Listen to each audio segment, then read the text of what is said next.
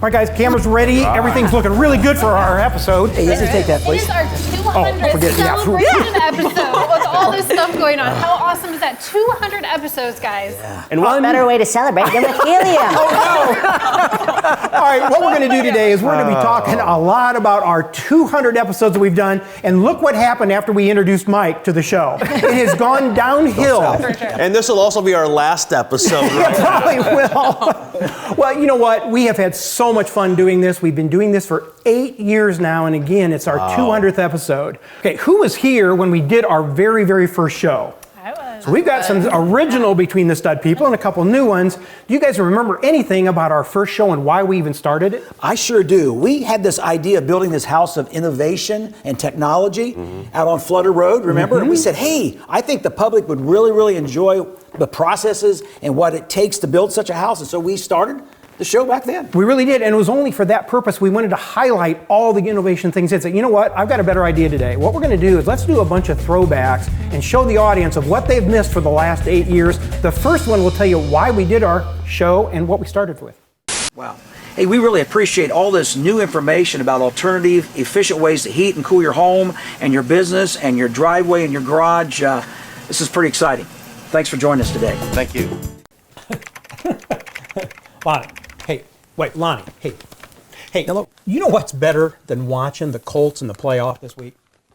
Watching the Chicago Bears lose? Well, that's true too. But no, I was kind of thinking those 80 Between the Studs reruns that we've been watching. Yeah, there's a lot of good information on there, and I didn't realize, but you can go on YouTube and watch all 80 of those shows. So you can still watch them today. It's good stuff. Yeah, Timeless they're very stuff. relevant too. Do you know we did those 8 years ago? I can't believe that. My, how we have aged well. Well, you have kind of aged. We've aged well. Yeah. Hey, what if we would resurrect Between the Stud show and feature this house with all those technologies? Bring back Between the Studs? Yeah. I think it's a good idea. I bet we could do 80 programs right here in this very home. But we could too. Now, we're getting a little older, so what if we do this? Why don't we get some of those young studs and studettes to help us feature some of those? What'd you say? Oh, no, that's a good idea. It's a good idea. Hey, let's round them up. All right. And why don't we start a Between the Stud show? Let's do it. Let's do it. Let's But do it. wait, before we do that, let's watch one more episode. Oh, of yeah. Between the Studs. Oh, that's great. Let's do stuff. Have some more popcorn. Welcome to Between the Studs. We are Granite Ridge Builders, custom builders serving northern Indiana, northwest Ohio, and also parts of southern Michigan. We have been building custom homes for almost 2 decades, and we're really passionate about what we do. So join us today as we explore the processes, the trends, and also tips that characterize today's new home. Thanks for watching. Welcome back. As you can see, we've kind of aged from that very, very first show. As you can see in there, we had done 80 shows before this. It was about 6 years earlier, and then we restarted the show because of that Next Step house. What I thought we'd do is let's introduce ourselves with the original cast members, and we've got 2 new ones, so that way you kind of know who we are and where we're kind of coming. I'm Tony Reike. Lonnie and I started Granite Ridge about 23 years ago, and we came up with this idea of having a show that would feature all kinds of benefits, processes, things about new construction, and we did those first 80, had about a 6-year hiatus, and then we came up with that. So let's introduce ourselves, talk a little bit about who we are, show the original cast members and the 2 new ones. I'm Lonnie Norris, and don't I look better today than I did then? I don't know about Aged that. like fine wine. But for some reason, they brought me on the show to do bloopers. It's just a natural thing for me. I'm the blooper guy. And one other appliance is the oven. Great. I'm sorry. I'm Elizabeth Urschel, and I've been on the show. I was on the first episodes of the show back in 2005, 6, and 7. And then I've been on this show as well. I've been with Granite Ridge Builders for 20 years. And I just feel so blessed to be around all of you every day. And we have just as much fun off the show as we do on. Are you going to cry? Right. I'm Luke Hoffman. You might not recognize me from that first episode. I've got a beard. He was 6 years old when he started. But I've been with Granite Ridge for 19 years, predominantly on the construction side of things. And I also love doing the show because we get to go places and see part of the community that I just wouldn't normally get a chance to do. Mm-hmm. My name is Kayla Stewart. I've been around, well, from day one. Literally. Literally from day one. Interior designer and doing all sorts of things. And I absolutely love being on the show and being able to share trends and tips and tricks with everybody in our audience. Izzy Rodriguez, and I've been with Granite Ridge going on 10 years now, and my background as a stunt double is what brought me onto this show. He's a professional blooper artist is what he is. Yeah, we've got to talk about at least 2 of them. We've sent him to the hospital twice. The first one you can see with him getting hit in the window, this door, and it really did hurt. So we did send him there. And you guys remember the other one? The one with the most fun, though, is, sorry, he actually Most got fun his... for who? It was fun for me. Izzy got his finger stuck in an umbrella, and he literally had to go to the hospital with the umbrella attached to his finger sticking out the window. Not funny at the time, funny now. Yeah, we were at the lake, and that's why you didn't see him at the very close. My future is that as a hand model went out the window that day. And then we went out on the boat afterwards. That's what he did. Gosh. And I'm Tony Defker. I've been with the company about 11 years now, and this is just a highlight for me, coming able to hang out with my friends, do the show, talk construction, and bring in new people into the show, like down the side here. Okay. Tell them hi, Mike. Yeah, I'm Mike Stewart. I'm the property manager for Granite Ridge. I've been here for about 8 or 9 years, and I take care of anything that we have here, including these old cars, everything that breaks down. And I love being on Between the Studs because every single episode, the places we go, the process that we see, I'm learning something new. These are all things that we're learning along with you. So this is an awesome experience. Now, Mike, you almost didn't make the cut. The very first show, we were out at Vans, if you remember right. There was a football thrown. That, yes. He damaged a $150,000 Porsche, and from then on, he's tried to introduce us to every car, every vehicle, and you've seen him on the shows. You never told me athleticism was a prerequisite for the job. So between Mike's car addiction and Izzy going to the hospital, is that why my bonuses have been going down over the We have a last lot of few years? insurance problems. Yeah. I'm Charity Freeman. I've been with the company for, close to a year now, but what's funny is that my previous life was on television. I hosted a television show for years.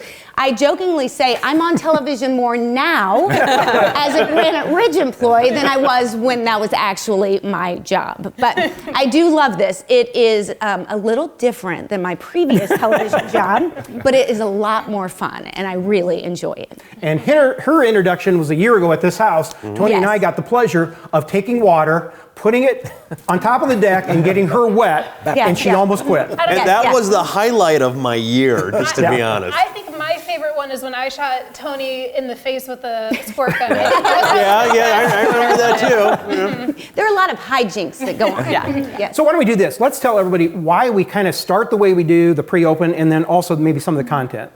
I have questioned why we start the way we start, because it often is, Chaotic? It is chaotic. It involves cars, like Mike said, so it involves us in cars, or it involves us pulling up to the Embassy Theater in fancy dresses and cars. I mean, it sometimes, like Lonnie will say, we sell houses. Right. Just to remember. Like we need to remind ourselves that. Well, the reason we start that way is because it's a great way for us to start getting bloopers for the show. Right. But really, it's a way for us to bring in a little bit of lightheartedness, have a little bit of fun, and kind of set up how we're going to educate you during the next 28 and a half minutes. We've had a lot of good openings and introductions to our show, but believe it or not, we do try to provide some content.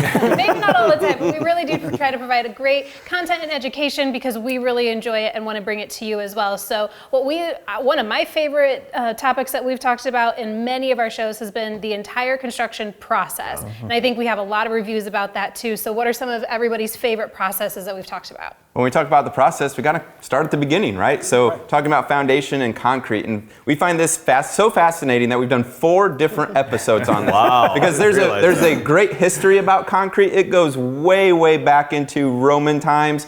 Then there's also how is concrete made, right? And then there is arguably the most exciting time on the job site is when those trucks are pulling up to pour your foundation. We've got a really good segment. Take a look at this. Okay, so we're going to pour concrete. The first truck has arrived. And one of the things that we really need to review is the quality. It's so important on these jobs. Right, yeah, and we probably need to get Jonas over here for this. So when it comes to the quality of concrete, there is so much to consider that there's these outside elements. Now you have the recipe that the plant has brought out, but then there's all these other contributing factors that might throw the quality of the concrete off a little bit. So we're talking things like weather, for example. And most people might think, well, you know, it can be too cold to pour concrete, but it also can be too warm. I know What's too warm? What's a hot day that's kind of like, I shouldn't pour? Well, a hot day, it depends if you have a little bit of wind or Wind. you take a lot in the factor. Yeah. If it's just really the humidity's high and it's 90 degrees, we really watch when we pour. Yeah.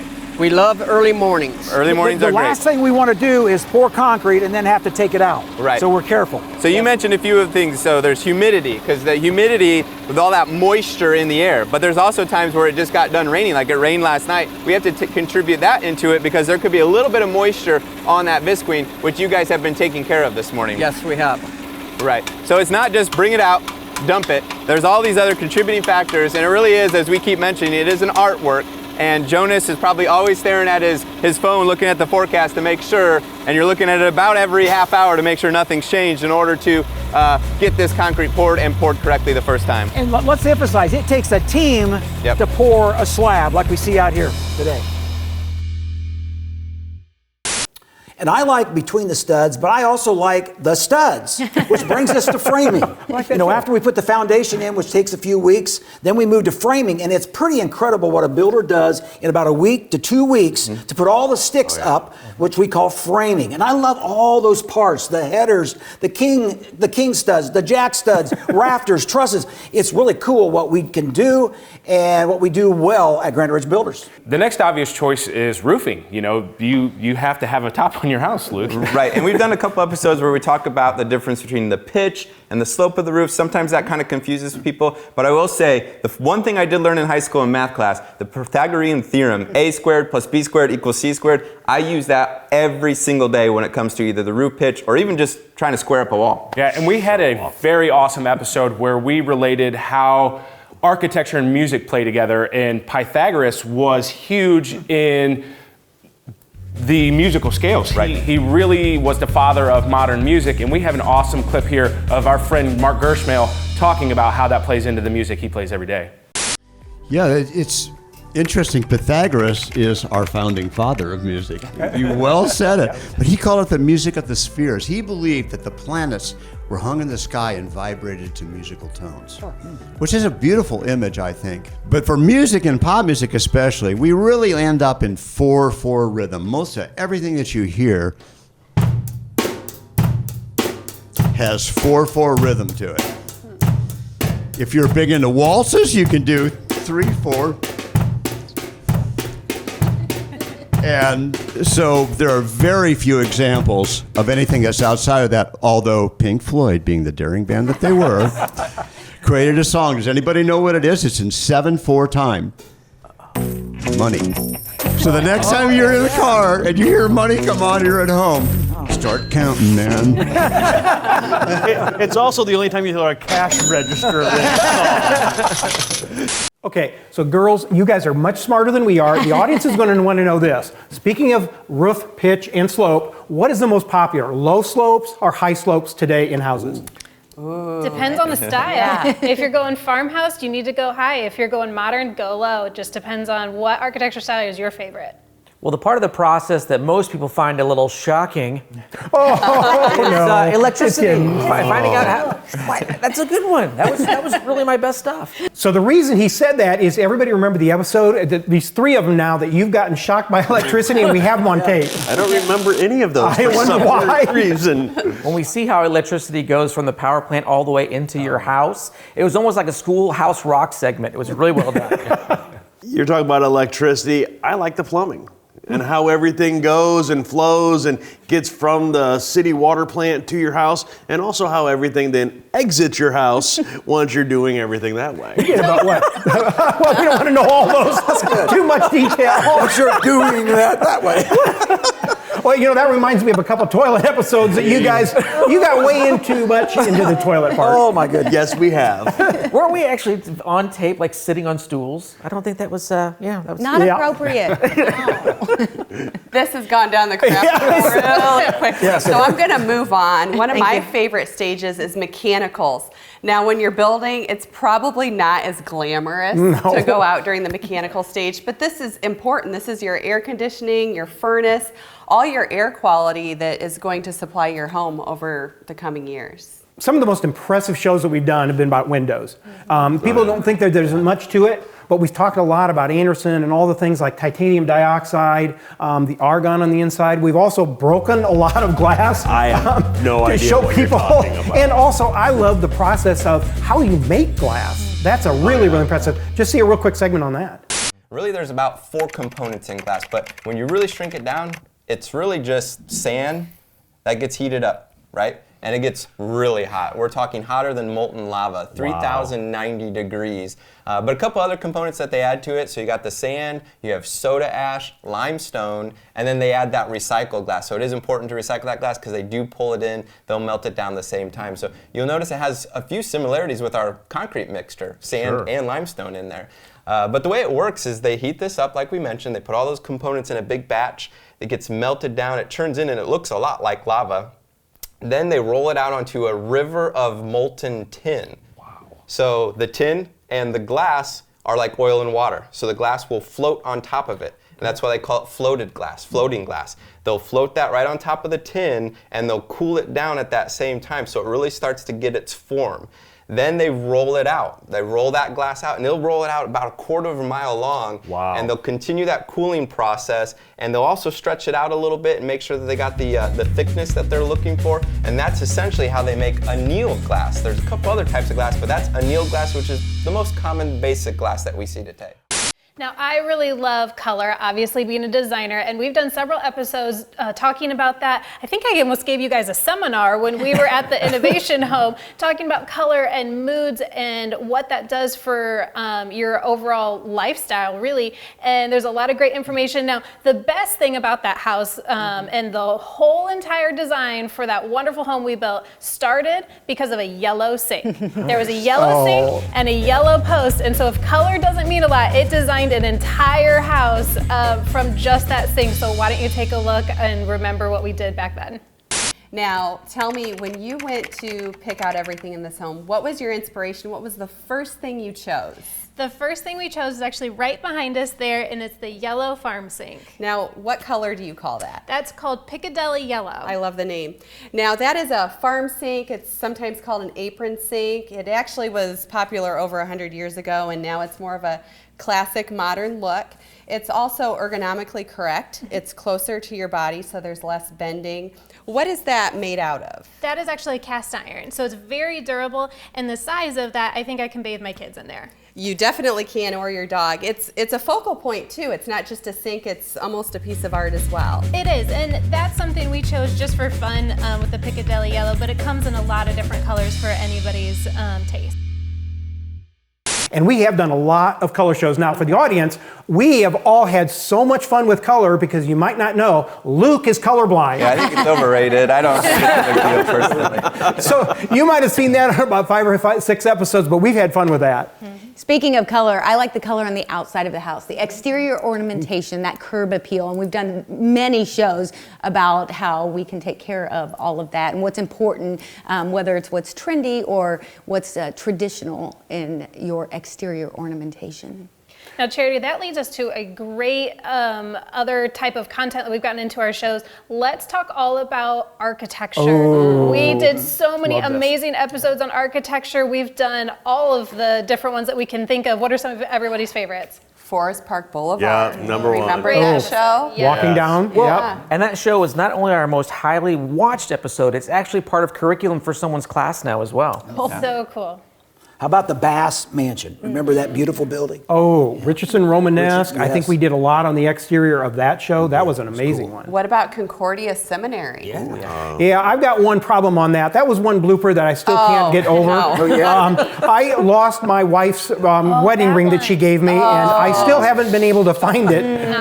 Been out in that pond quite a few times, but so far we're still looking. You know, No excuses. You're still married, FYI. Yes. She was actually over that until he just reminded her of the whole thing once again. I love the Embassy Theater episode. Talk about beautiful architecture and a beautiful historic building in our community too. Well, as you guys probably know, Frank Lloyd Wright has to be one of our favorite architects. We've talked a lot about him and his architecture and the influence that's had around Fort Wayne. So why don't you take a look at this segment to see all of the styles that his influence has brought to the Fort Wayne area. Okay, so let's try to explain a little bit more, maybe about the architect himself, Frank Lloyd Wright. Now, Frank Lloyd Wright is America's greatest architect. Now, he had 4 major influences that made him the architect that we came to know. Now, starting from a very young age, his mother put Froebel blocks, and those are the little geometrical blocks that you see kids play with today. She put those in his hands at 6 months old and forced him to play with it because she knew he was going to be an architect someday. Then fast forwarding, he fell in love with nature. And you see that with a lot of his architecture where he made it blend with nature, not stick out from nature. And then he also spent a lot of time in Japan, and you can see a lot of the Japanese influence on his architect. And the last influence, you guessed it, music, right? So it was documented that Frank Lloyd Wright would listen to music as he was drafting up a new home. Not only just because he liked it and enjoyed it, but for inspiration too. The music would influence it and you could see it on the paper. And by the way, he was a pretty good pianist himself. Yeah. And he was the founder of the Prairie architectural style. He really introduced us to the ranch style too, and to that interior open concept that we all love. In fact, we're building that all the time. We're doing verandas now. We're opening those great big 8-foot doors and 8-foot high and wide, and it just makes you feel different in our houses. And because of his love of nature, he really blended your indoor and outdoor living. He really focused on how to open up those spaces so that way you can look outside and see those beautiful sceneries. Now, Mike, I think you're kind of taking that to an extreme. You've got a whole kitchen outside now that you're using for everything. Absolutely. I am a big fan of Frank Lloyd Wright, and I will do that every single house I ever build. And all these pieces, again, come around to show us that Frank Lloyd Wright was the originator of the modern style that is very popular today. One of my favorite architectural shows was in one of our homes. It was our modern home out in Tullymore Run, and that was gorgeous. From the curb appeal, you walk in the front door. Think of just how the sidewalks were laid out to go with that style, and the fountain as you enter the home. Yeah, in our 1,200 episodes, one of the things we featured a lot is an architectural style called Gothic. And there's 3 types of Gothic. There is the collegiate Gothic, there's Carpenter Gothic, and then we've coined a term called Church Gothic, and we featured several really, really good shows. Right, our 100th episode is actually shot at St. Paul's Lutheran downtown, and that is a perfect example of Church Gothic with its steeples that shoot up towards the heavens. It's got the buttresses, and that's also one of the places that the Granite Ridge Choir got a chance to sing. Notice I'm not a member of that choir. And we got to see the Cathedral of Immaculate Conception as well. It's an absolutely beautiful church. We got to see the organs. The Granite Ridge Choir sang there as well. And one of my favorite things is the foresight to build those buildings so that way if you're looking straight above down on the church, it's the shape of a cross. Yeah. All right, you know what, guys? We have ran out of time. We have so much more to talk about. I think you guys want to vote. We need to probably do another show on this. I think so. Round 2. All right, would you go ahead and close for us? Well, thank you so much for joining us today. If you'd like to learn a little bit more about who we are, what we do, and why we do what we do so well, please pick up the phone, give us a call, visit our website, or even better yet, come in our front door. We would love to meet you. Now, guys, wait, that was a great ending, but we have what everybody waits for. Every single show, no, they have to watch the bloopers. Okay. So I'm pretty sure. We didn't have any of this show. No bloopers. No, I think we have too many bloopers, but let's show you some of our favorites. And action. And now I can't. Oh, man. I was like, he sounds like a rabbit. You want to make sure, again, if you're going to do the adult video games, if you're... If you're going to do the adult video games, you better hurry. Is that what he said? Let's go.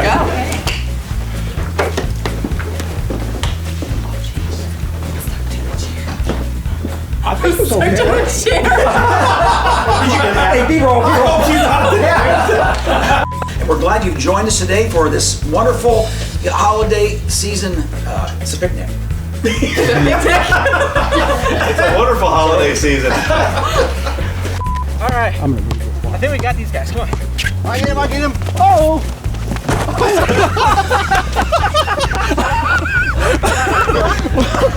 Welcome back to the 15th annual Falling Over of the Awards, brought to you by Gravity.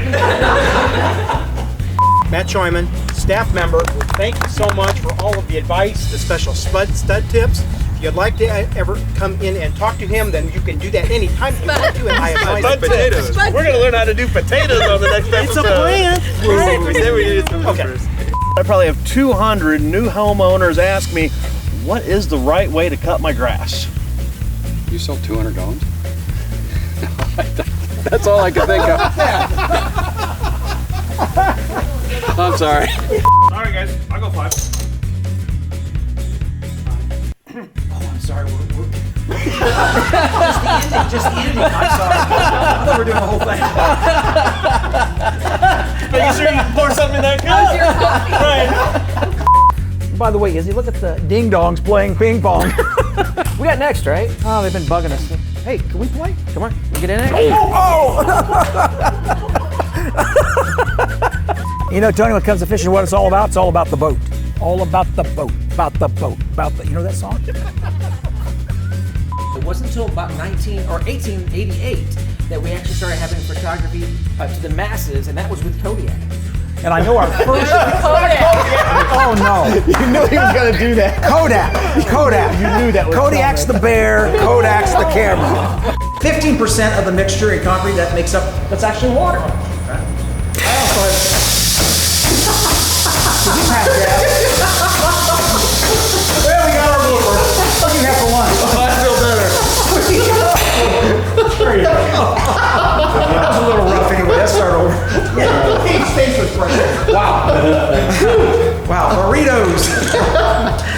Hey, Lonnie, we're at Lakeside Park. Hold on. Aren't we supposed to be like way up here close to the camera? Like the line was here. I know it. I thought, well, I just thought, well, Kayla wants to be in front of the camera. You know, it's all right. I'm floating in nowhere, guys. It's about me, people. Okay, it's about me. Let's try to go like this. Hey, can I have your jacket? Sure. What? I didn't think it was going to take that long for you to take your jacket off. Sorry. This jacket doesn't come off very easy. Oh, wait. You actually took it out? Whoa. This is why you want to get professionals to We're do dangerous. this. We're dangerous. Now there's a PVC cutter. Wow, a lot goes into this. Maybe. Right? Scott, how do you use this again? Nope. It sounds like thunder, but you know what? We're gonna be comfortable here, Lonnie. What was that? I didn't catch it. That was. You can cut me off. I wasn't shouting. I was lost. I did not know. Right? There are people living with disabilities and trying to accommodate them in today's home. There's a lot to think about. Whoa. We would love for you to come in. We'd love to talk to you about color. A lot of things come into play. Sorry. Don't cry, though. And you know, the great thing too with this granite, a lot of people have the assumption, you know, That's okay. I don't like what I was saying. I want to start over anyways. Perfect. First of all, we're about a mile west of Grable, and we're offering residential lots with city water, city sewer, and natural grass. We've got lots at, I said grass. You said natural grass. We have natural grass to go with your natural gas. Okay.